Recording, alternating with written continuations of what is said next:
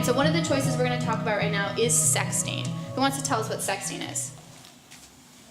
Silence.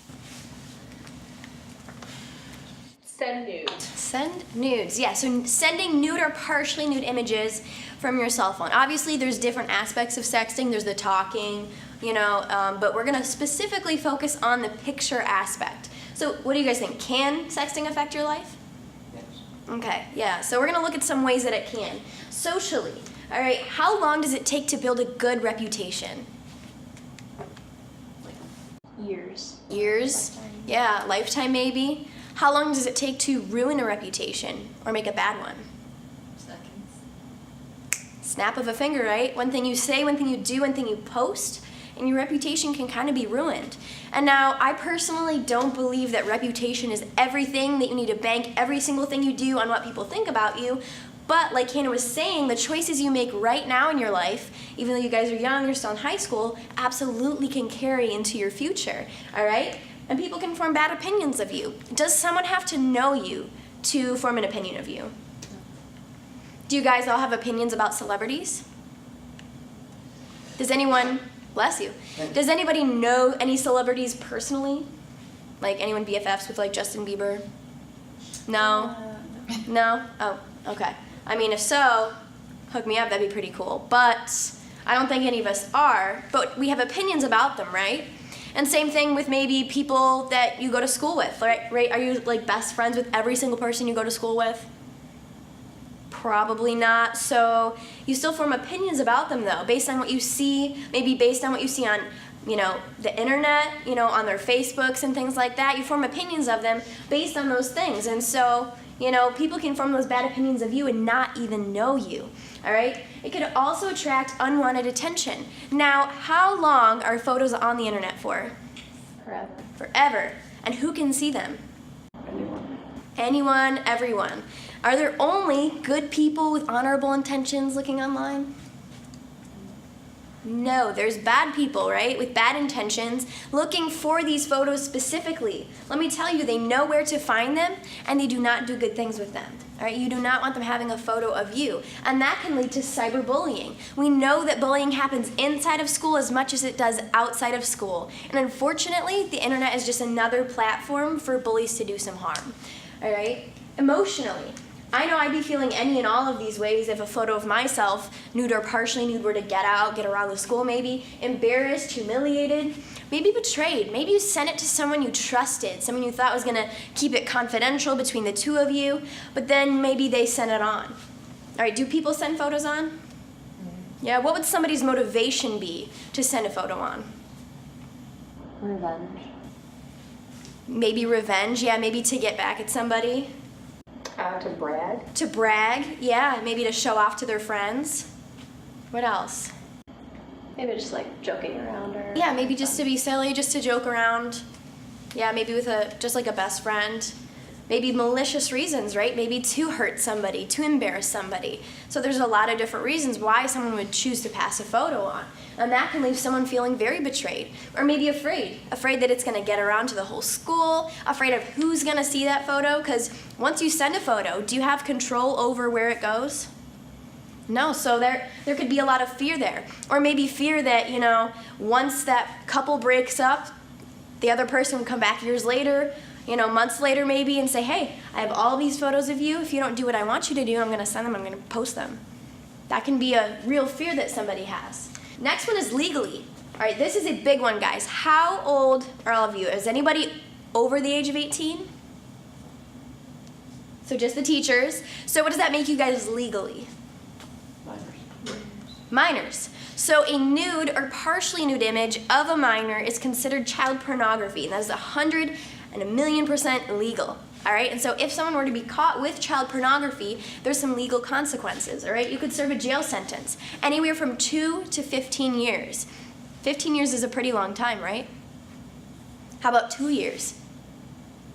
Still a long time, right? Think of all the things you've done in the past 2 years of your life to get you where you are today. Now think of the next 2 years, the goals you have, where you want to be in 2 years. That could be taken away from you if you were to get in trouble for something like this. And now there's two charges that can be pressed against you. There's distribution, that's sending out the photo, posting it, and possession, that's having the photo on your device, not necessarily sending it, posting it, but just having it on your device. All right? And even if you have a photo, nude or partially nude, of yourself on your own cell phone and you're a minor, that's still child pornography. You can still get in trouble for that. All right? You could also be registered as a sex offender. All right? You'd be on that list for a minimum of 20 years. Does anybody know any restrictions that sex offenders have on their lives? They can't live near schools. Yeah, they can't live near a school or a park or a playground. Does pretty much every town have a school, park, or a playground? Yeah, so it very much limits where you can live. All right, what are some jobs you can't have? Couldn't be a teacher or a babysitter. Yeah, no teacher, no babysitter. Can't do what we do. What else can't you do?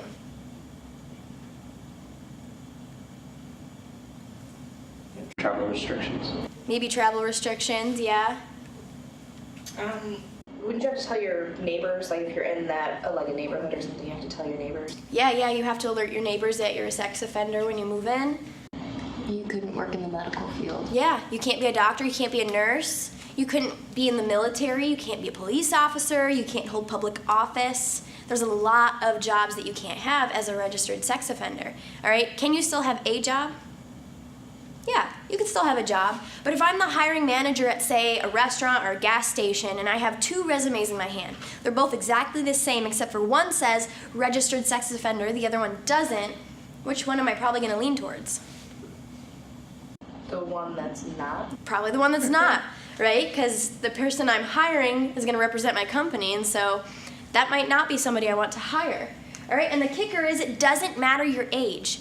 Even though you guys are minors, you can still be tried as adults if you're caught with child pornography and still get in trouble for that.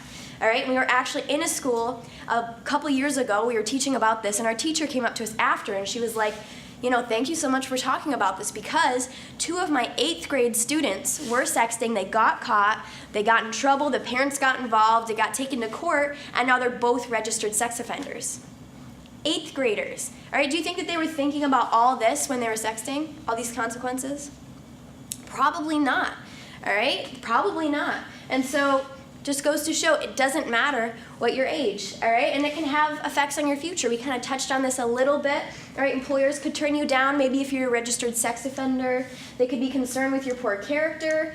Over 90% of employers are doing online research before they hire somebody. They're looking on your social media. They're looking up your name to try and see, you know, what kind of reputation do you have? What kind of person are you? And so do you think if an employer were to Google your name and nude or partially nude images were to come up, do you think they might question your character, whether or not they want to hire you? Yeah, they might. Or let's say it's not a nude or partially nude image, but let's say it's a photo of you maybe underage drinking, doing illegal drugs. Do you think they might question whether to hire you or not? Yeah, because they're thinking in their head, you know, is this person going to show up to work high? Are they going to show up to work on time? Are they going to show up to work drunk, hungover? Are they going to show up to work at all? Or even if you are over 21 and, you know, you can drink, you can do what you want in your free time, but in every single photo on Facebook, there's a glass of alcohol in your hand. What might they be concerned about? Like, you have a problem? Maybe you have a problem, yeah. Maybe you're an alcoholic, or maybe you just really like to party, but again, they're gonna think, is this person gonna be able to show up to work on time or hungover? You know, is this person gonna be able to complete the tasks that I have for them? You know, they look for these things. And so when it comes to sexting specifically, you really only have two choices, all right? Send the photo or don't send the photo. Ask for the photo or don't ask for the photo. If you don't send or ask for a photo, you can kind of wipe your hands clean, step back, and not have to worry about these consequences necessarily. But as soon as you ask for, as soon as you send that photo, you enter into the possibility of these things happening, all right? So you need to think about, is that really worth it for my life? All right, so now we're gonna move on.